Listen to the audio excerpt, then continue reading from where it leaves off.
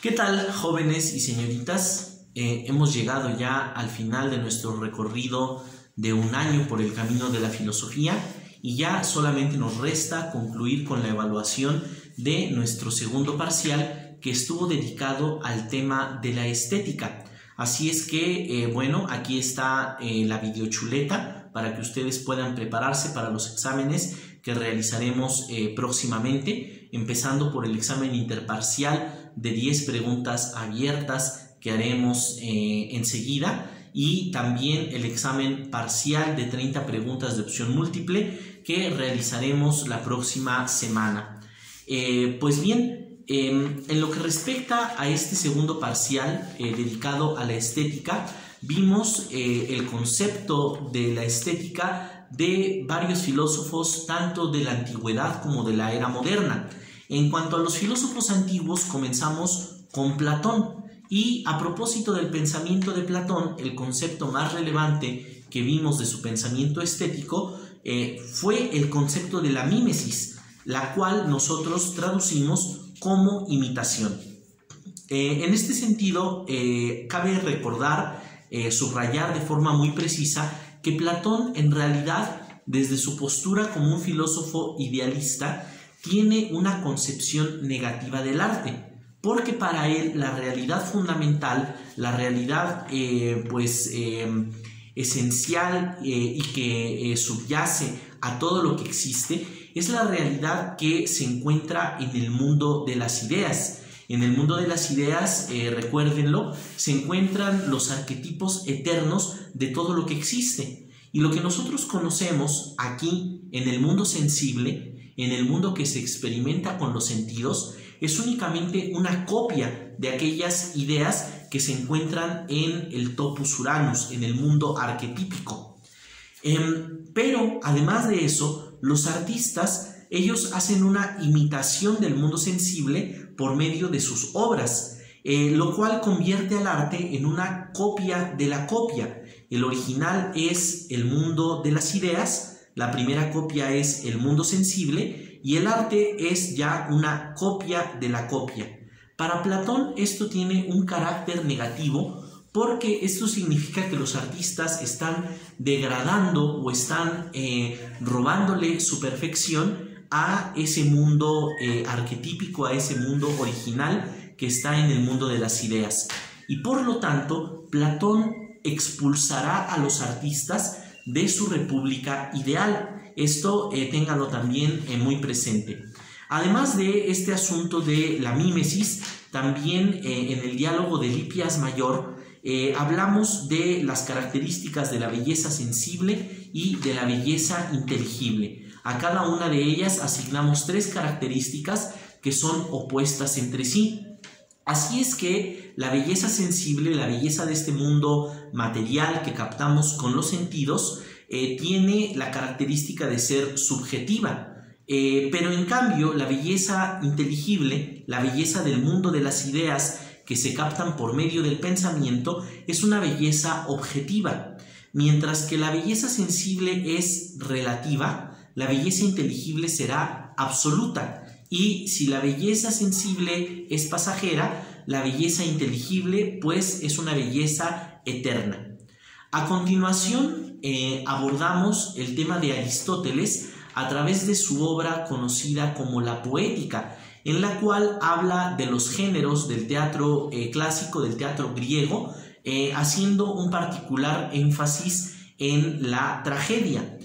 Aquí el concepto fundamental fue el concepto de la catarsis, la cual nosotros traducimos como la purificación. De acuerdo con Aristóteles, la gente de su tiempo, de esta sociedad clásica, cuando veía representados sus propios valores y su identidad en los dramas creados por los grandes poetas, experimentaba esta purificación y salía transformada de la experiencia teatral, con sus valores más arraigados y con su identidad también más profundamente enraizada en su ser. Pero había 2 caminos para llegar a esta catarsis: la comedia y la tragedia. Y también aquí hicimos tres pares de características que son opuestas entre sí, las características de la comedia y las características de la tragedia. Dijimos que el protagonista de la comedia es el hombre peor, mientras que el protagonista de la tragedia es el hombre mejor. El hombre peor en la comedia va a gozar de bienaventuranza o buena fortuna, mientras que el protagonista de la tragedia, el hombre mejor, va a sufrir de infortunio. Finalmente, el resultado será que la bienaventuranza del hombre peor en la comedia va a producirnos hilaridad, mientras que el infortunio del hombre mejor en la tragedia va a llevarnos a la compasión, al llanto. Ambas son distintas formas de la catarsis que se producen por medio de estos dos géneros. Sin embargo, en su poética, Aristóteles habló primordialmente acerca de la tragedia. Al respecto de ella vimos algunas características. Primero, las dos principales características de la tragedia son la trama y el carácter. También está, por supuesto, el lenguaje, el mensaje, la música y el espectáculo, pero nosotros solamente definimos con precisión las primeras dos. En cuanto a la trama, dijimos que la trama es una imitación de actos humanos que se caracteriza por su unidad. Cuando esta unidad no está presente en una trama, pues nosotros como espectadores, como público, sencillamente vamos a perder el interés. En cuanto al carácter, que se refiere a los personajes, dijimos que esta es una imitación de rasgos humanos y que los mismos deben caracterizarse por su consistencia. Cuando los personajes en un relato son inconsistentes, nosotros también perdemos parte del disfrute que podría provenir de este espectáculo.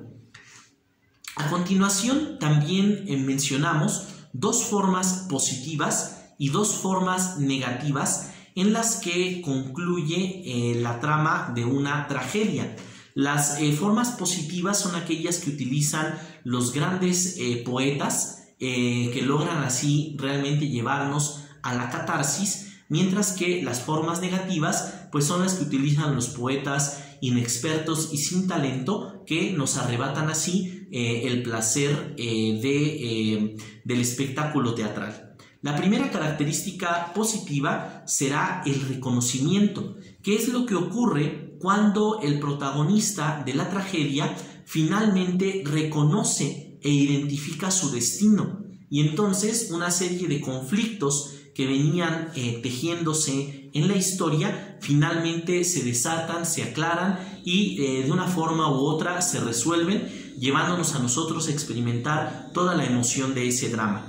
La otra forma positiva de terminar una trama como estas sería la peripecia, que es lo que ocurre cuando un personaje, teniendo la intención de hacer algo bueno, pues todo le sale mal y tiene consecuencias trágicas y terribles. Y entonces nosotros también experimentamos la emoción de este desenlace de esta historia.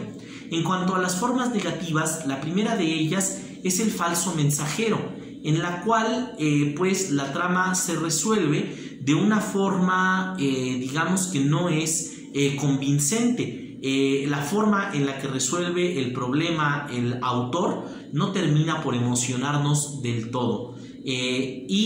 Por otra parte, la maquinaria divina, la segunda forma negativa, que se llama en latín Deus ex machina, es lo que ocurre cuando los problemas del personaje se resuelven de una forma inverosímil, de una forma que ya es como el último recurso, en el cual pues el destino tiene que intervenir en su rescate sin que el autor nos haya dado una solución verdaderamente satisfactoria del drama.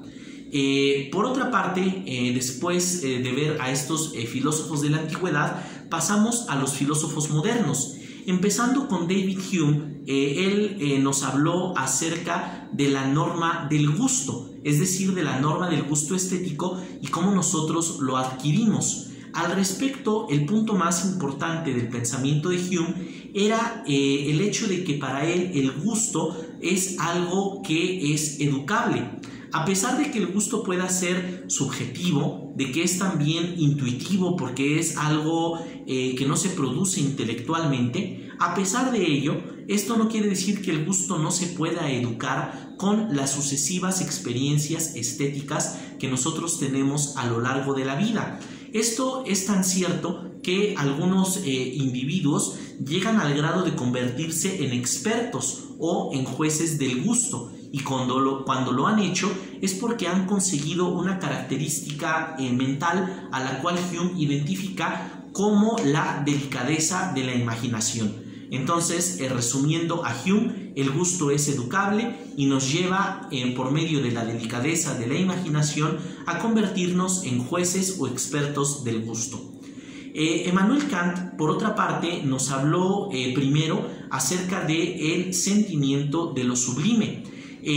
Sobre esto pusimos varios ejemplos que nos dejaban en claro que el sentimiento de lo sublime es producido sobre todo cuando el ser humano se enfrenta a la naturaleza y ésta lo lleva a concebir la idea de lo infinito. Cuando la naturaleza se muestra en toda su magnitud ante nosotros, nos revela pues nuestra dimensión frente a ella, y entonces nosotros pensamos en el concepto de lo infinito, que no es un concepto al que podamos llegar de una forma puramente racional. Bueno, además de esto también hablamos acerca de los juicios del gusto, y dijimos que de las tres características o de las tres facultades que tiene la razón humana, dos de ellas se combinan para producir nuestros juicios de gusto y una de ellas queda excluida. Para que nosotros realicemos nuestros juicios de gusto, debemos unir la sensibilidad, que nos da información del mundo a nuestro alrededor, con la imaginación, que es capaz de combinar las ideas, la información proveniente de la sensibilidad, de una forma espontánea y libre, lo cual deja fuera de nuestros juicios de gusto al entendimiento.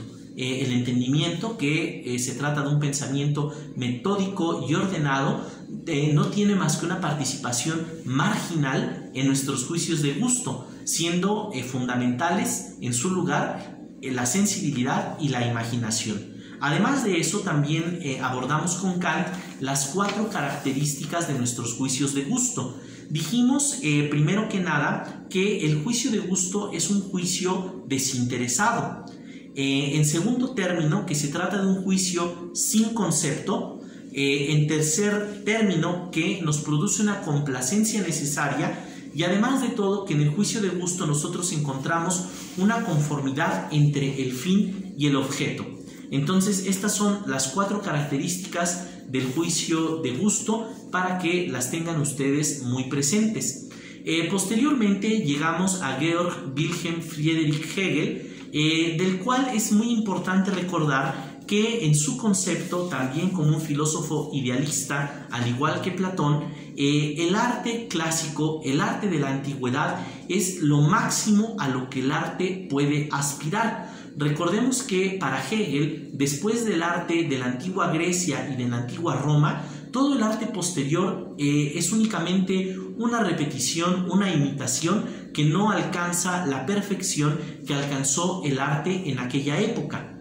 Esto se debe a que para Hegel el arte es la manifestación sensible del espíritu absoluto, y esto significa que el arte, como manifestación del espíritu absoluto, solamente existe a través de la materia, y por lo tanto el arte es inferior para Hegel a la religión y a la filosofía, que son las manifestaciones inteligibles de ese espíritu absoluto.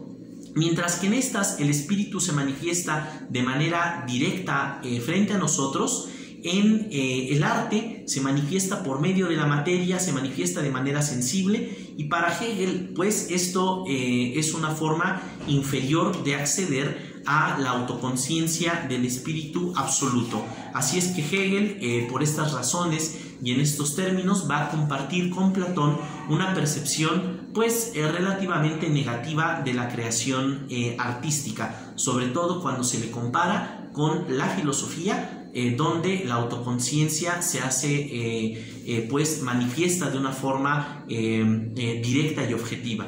Ahora, finalmente, tratándose de Karl Marx, hablamos de cómo para él el arte es, digamos, accesible para toda la sociedad por igual, únicamente en la etapa histórica que él piensa que seguirá tras la caída de la sociedad capitalista por medio de la revolución socialista. En esta etapa, en el comunismo, piensa Marx, las diferencias de clases sociales ya no serán un impedimento para que toda la sociedad pueda apropiarse de las manifestaciones artísticas, sobre todo teniendo en cuenta que para apropiarnos del arte necesitamos de la educación, y que entonces solamente en una sociedad sin diferencias sociales, en una sociedad sin explotación humana, el arte será finalmente un patrimonio de toda la humanidad en su conjunto y no únicamente de una clase social privilegiada.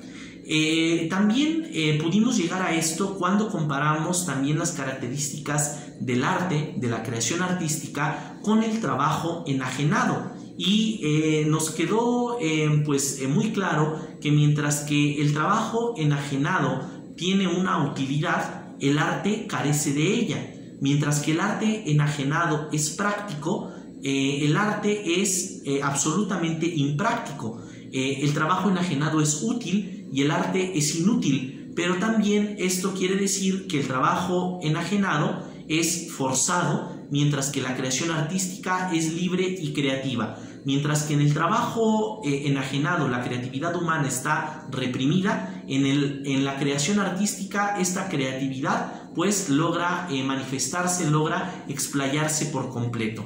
Para concluir, con Adolfo Sánchez Vázquez, que es también un pensador marxista, abordamos el concepto del arte de masas. Dijimos que el arte de masas es algo así como un arte chatarra que no nos da la nutrición espiritual, la nutrición intelectual que nos brinda el arte verdadero.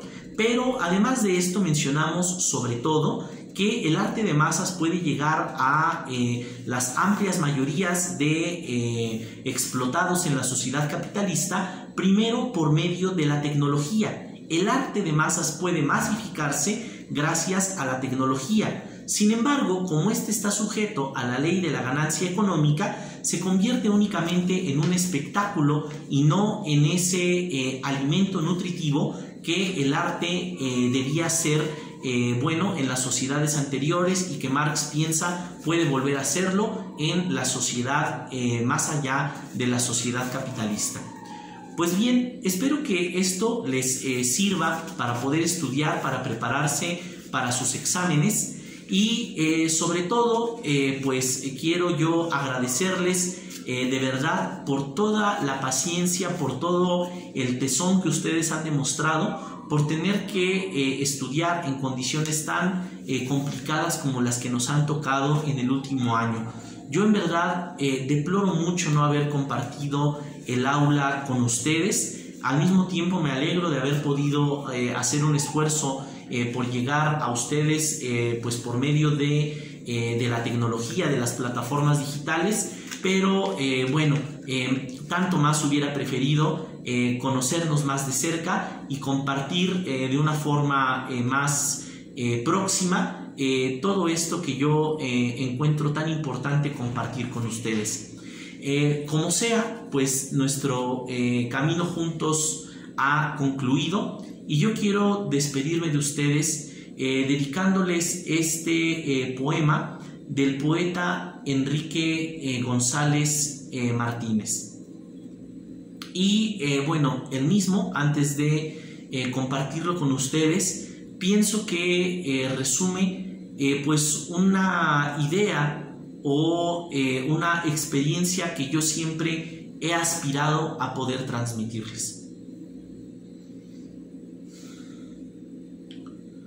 Cuando sepas hallar una sonrisa en la gota sutil que se resuma de las porosas piedras, en la bruma, en el sol, en el ave y en la brisa. cuando nada a tu vista quede inerte, ni informe, ni incoloro ni lejano, y penetres la sombra y el arcano del silencio, las sombras y la muerte.